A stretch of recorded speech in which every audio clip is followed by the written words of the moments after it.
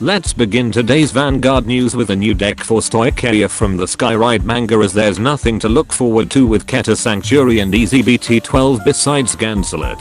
Deeplands Mildico is your typical D-series starter whose flavor text is a meme. No, seriously. It's a Japanese onomatopoeia that sounds like the word meme. Deeplands Grazkane, when rode upon by Deeplands Jilgan, lets you add up to 1 call of Deeplands from your deck. Nothing like a ride line that is straight to the point and just adds a card from the deck.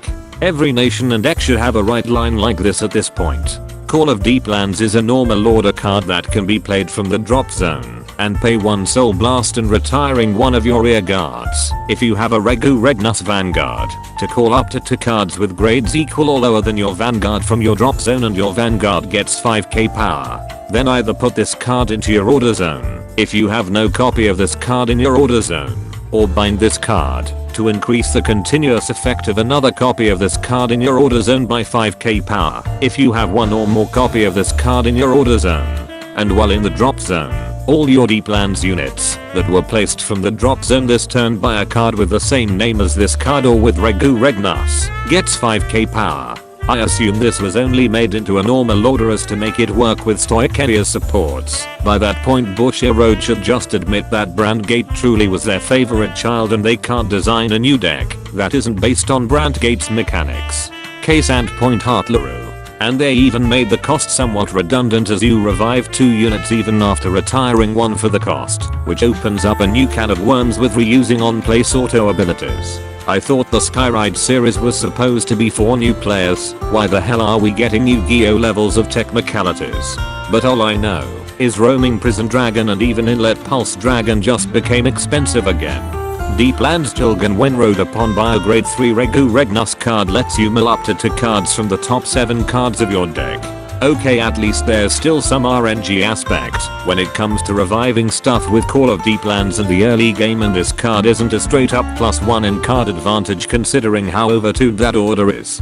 Deeplands Reguregnus once per turn while on Vanguard lets you pay 2 energy to call a card from your drop zone. While on Vanguard, you can pay 1 counter blast and retiring 2 rear guards at the end of the battle this unit attacked to ride a Reguregnus card with a different name from your drop zone, and it loses 2 drive checks, but it gets all the power and critical increase it got from trigger effects. So on top of getting to revive any unit of your choice every turn, this card is also a reverse Raging Form Dragon, but without drive checks. No wonder Zorga started to work tonight. Someone better took his job. Deeplands Reguregnus Athanasios, when placed on Vanguard by your Deeplands Reguregnus' ability, lets you pay 1 Soul Blast to call Deeplands Reguregnus from your drop zone. You put that unit on Vanguard in rest at the end of that turn. While on Vanguard, it gets an extra drive when it attacks, while your opponent's Vanguard is grade 3 or higher and this unit was placed from your drop zone this turn. And while on the Guardian Circle, it gets 5k shields for each grade of your Deeplands Vanguard. I shall call this deck Revolfish. It's literally a Youthberk clone. Its first ability is making you want to Soul Blast Reguregnus to call it for a 5th attacker. Deeplands Gleane gets all of its abilities if you have a Deeplands Vanguard. When placed from hand, mill up to 1 card from the top 3 cards of your deck. And when it's retired from rear guard by either player's card effects, you can pay 1 counter blast to draw a card.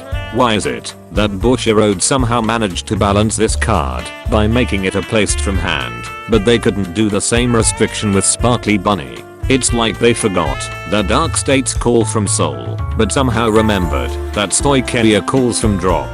Deeplands Jazac once per turn while in the drop zone lets you pay 1 Soul Blast if you have Call of Deeplands in your order zone to call itself to an open rear guard. And while on rear guard, it gets 5k power when it attacks a grade 3 or higher unit and your unit was retired by a card effect this turn.